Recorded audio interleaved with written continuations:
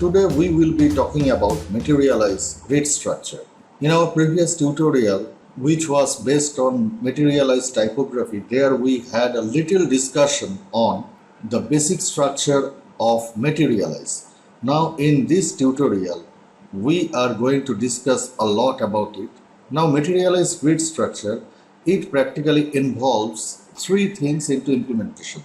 The first one is a container inside which there will be a row, inside which there should be a column. Now all those separate individual parts, they have their individual roles to play, such as this container.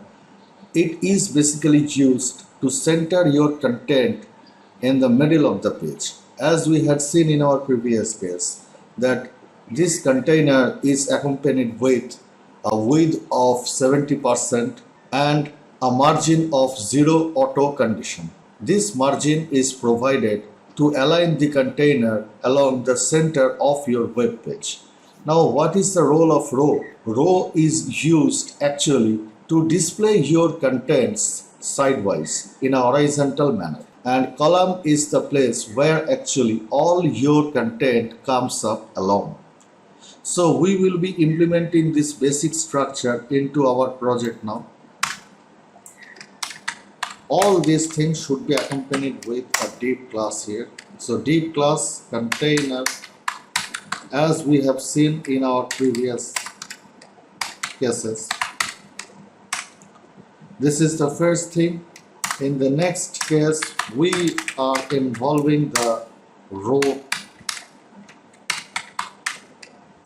and in the next case we will be involving a column.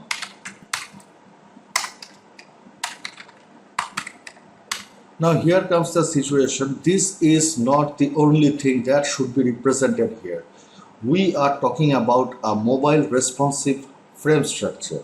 That is why we need to mention whether your coding, it should be supporting the lower device width or smaller device width, or the medium device width or the larger device width. So that is why we have to specify them, and in that essence we are putting here this one. Now this might generate a little bit of question around what does it imply. Like as we have seen in Bootstrap, Materialize also deals with 12 grid structure.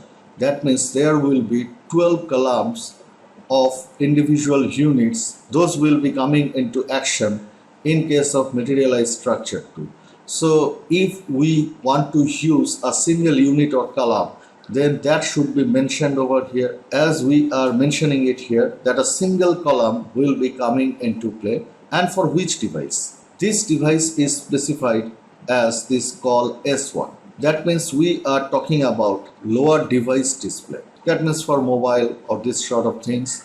So if we put here this call S1, that means we are specifying that we are practically using single unit in case of a smaller device display.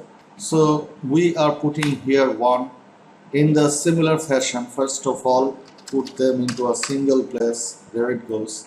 Now if we copy them,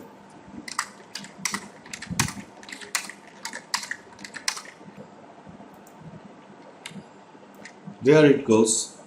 So we can see here that we have employed all those 12 columns here. We have used up all these 12 columns for smaller device width, and we have named them individually from 1 to 12. Now if we press Ctrl S and get back to our project and reload, now we will see that everything is now coming into action. But this is a larger desktop preview. Let's check the mobile responsiveness. So in switching back to the mobile responsive preview, in case of Firefox, we need to press Ctrl Shift M, and we can see that this is the mobile responsive preview. This is a 320 pix width device, a mobile.